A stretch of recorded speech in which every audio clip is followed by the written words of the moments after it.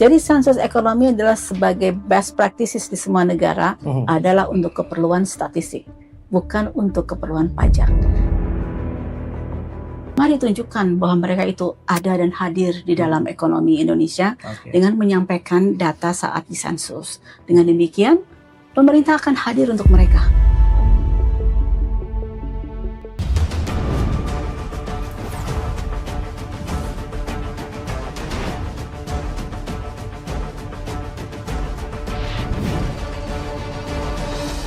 Pertaruhan besar dihadapi oleh Badan Pusat Statistik dengan tujuan untuk mengetahui potret ataupun wajah ekonomi secara real di lapangan melalui sensus ekonomi yang dilakukan sekali dalam 10 tahun. Maka tantangannya adalah bagaimana kemudian Badan Pusat Statistik melakukannya di lapangan.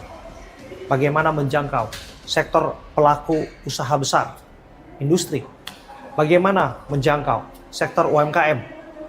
Dan bagaimana pula Kepala Badan Pusat Statistik memastikan bahwa sesungguhnya hasil dari sensus ini akan bisa diterima dan menjadi pijakan ke depan untuk melahirkan kebijakan yang berpihak kepada masyarakat dan pembangunan Indonesia.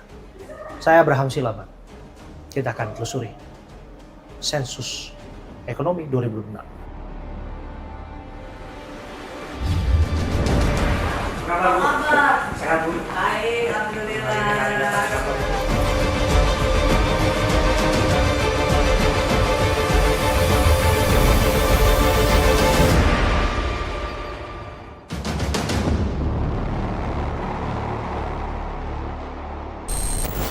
Ya, bagaimana wajah ekonomi Indonesia secara real terletak pada sensus ekonomi 2026 dan tanggung jawab ini harus terus dijalankan oleh nakodanya yaitu Bu Winnie. Bu Winnie tampaknya harus terus bekerja ya Bu ya.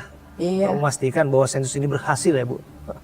Nah, maka dari itu Bu kami ingin mengetahui Bu bagaimana istirahat hari ini Bu, karena ini sekali dalam 10 tahun dan memastikan bagaimana potret ekonomi kita Bu.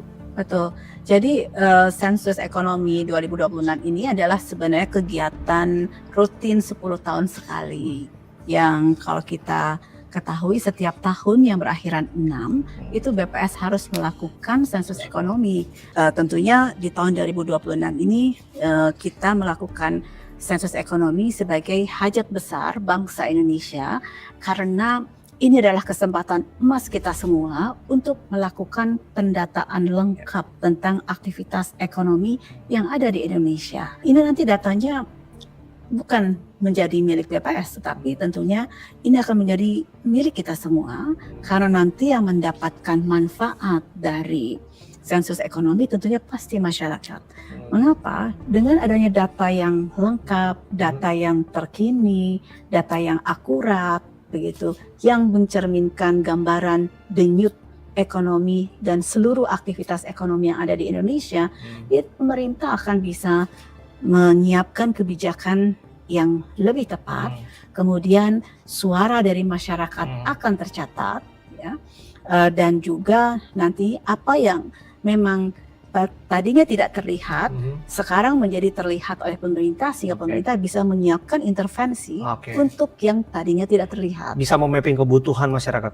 Betul. Dan juga kan kita bisa melihat potensi ekonomi yang sedang berkembang. Kita bisa melihat aktivitas ekonomi sesuai fakta yang ada di lapangan. Tetapi syaratnya adalah masyarakat pada saat didata harus memberikan jawaban yang benar. Karena disitulah salah satu kunci keberhasilan dari sensus ekonomi adalah data yang kita kumpulkan harus akurat. Gitu. Ya, itu memang tugas yang nggak mudah ya Bu. Pastikan bahwa satu, jawaban itu memang adalah jawaban yang memang legit, benar, sebagaimana yang dijalankan. Kalau saya boleh menambahkan bahwa sensus ekonomi ini tidak hanya dilakukan di Indonesia, negara lain juga melakukan hal yang sama. Karena negara lain juga melihat betapa pentingnya sensus ekonomi supaya mereka bisa melihat potret dan gambaran utuh dari ekonomi di negaranya. Misalnya sekarang yang sedang juga melakukan sensus ekonomi di negaranya adalah Malaysia. Tahun 2026 juga Dia malah lebih sering melakukan sensus ekonomi 5 tahun sekali. Kita kan baru 10 tahun sekali ya. Kemudian yang berikutnya adalah Jepang. Jepang juga saat tahun 2026 ini sedang melakukan sensus ekonomi yang namanya adalah Economic Census for Business Activity.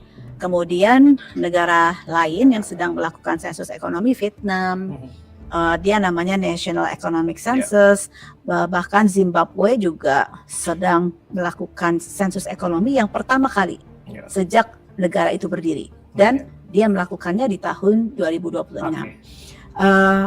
Cina, negara sebesar itu juga sudah melakukan sensus ekonomi baru-baru ini, yaitu di tahun 2024. Karena negara Cina itu besar, dia mengerahkan 2,1 juta petugas sensus untuk melakukan pendataan menyeluruh.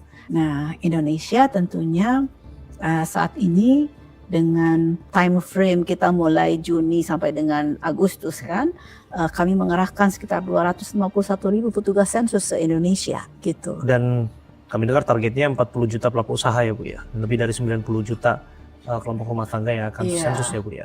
Iya. Nah ini mengenai indikator keberhasilan Bu, saya harus ke sana karena sudah disinggung Bu. Apa indikatornya Bu? Keberhasilan sensus itu ada 2 Pak. Satu, tidak ada yang terlewat tercatat. Sensus Karena respon rate berarti ya? Iya, jadi namanya sensus itu kan pendataan menyeluruh, bukan sampel. Jadi ada 2 indikator keberhasilan sensus ekonomi itu. Satu, tidak ada yang terlewat tercatat, dan yang kedua, datanya yang dikumpulkan ini akurat, Pak. Nah, itu yang menunjukkan keberhasilannya. Mengenai jumlah tadi kan, itu kan yang kami sampaikan di awal masih berupa indikatif atau kita sebutnya sebagai prelis, Pak. Di lapangan kan akan menyesuaikan dengan fakta yang ada di lapangan nanti. Apakah nanti jumlah persisnya 39 juta atau 45 juta, mari kita lihat dari hasil sensus ini. Karena nanti akan terlihat mana yang sudah tutup, karena tapi sebelumnya ada terdaftar, misalnya di dalam data awal kami, dan ada banyak kemungkinan juga nanti ada usaha-usaha baru yang memang ada di lapangan, dan itu akan kita catat. Sehingga selalu saya pesankan kepada seluruh petugas sensus di Indonesia, jangan ada yang terlewat tercatat, dan yang kedua, datanya harus akurat. Oke, tentu 2016 silam dengan tahun ini berbeda ya Bu ya? Iya, tantangannya ya Bu ya? Beda sekali. Oke, sudah di mapping oleh BPS seperti apa Bu?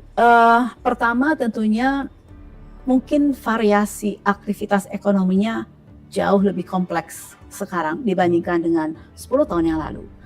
Kita tahu bahwa di tahun 2006 itu aktivitas ekonomi yang menggunakan teknologi digital kan belum semasif sekarang. Jadi misalnya seperti penjualan melalui platform online atau e-commerce misalnya, itu belum semasif sekarang lah, gitu di tahun 2016 silam. Lalu kemudian sekarang kan sudah banyak pekerja jenis-jenis usaha yang memang dilakukan melalui platform online, misalnya seperti konsultasi dokter melalui online gitu kan.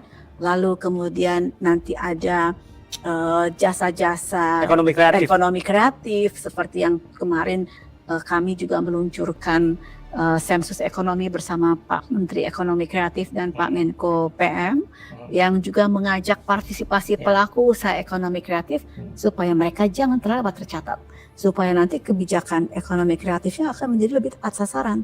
Nah, tentu ketika kemudian disebutkan tadi variabel-variabel tadi, perlu metode yang disesuaikan ya Bu ya. Bagaimana memastikan bahwa mereka ini benar-benar terjangkau, benar-benar mampu untuk di reach oleh petugas sensus? Ya, pertama kami kolaborasi dengan berbagai pihak. BPS itu baik BPS pusat ataupun BPS di daerah, itu kami menggaungkan kolaborasi tanpa henti dengan seluruh stakeholder, baik pemerintah, swasta maupun asosiasi ataupun masyarakat. Nah, kemudian juga kita merapat ke misalnya seperti kelompok-kelompok masyarakat, PKK, lalu RW, RT gitu juga dilakukan oleh BPS daerah dan petugas lapangan. Yang berikutnya adalah kami juga berkolaborasi dengan berbagai kementerian, salah satunya untuk meningkatkan engagement ataupun ownership kepemilikan sensus ini dari para kepala daerah. Telah diterbitkan surat edaran bersama Bapak Menteri Dalam Negeri bersama dengan Kepala BPS itu juga untuk membuat kebersamaan pemerintah pusat dan pemerintah daerah dalam mengawal sensus ekonomi ini. Banyak hal-hal kolaborasi yang kami lakukan. Dari segi teknologi nih Mas Abraham, kami juga melakukan adaptasi terhadap cara kita melakukan pencacahan. Kuesioner kami lakukan dengan 3 jenis. Satu, kami lakukan yang disebut dengan web-based questionnaire atau questionnaire online.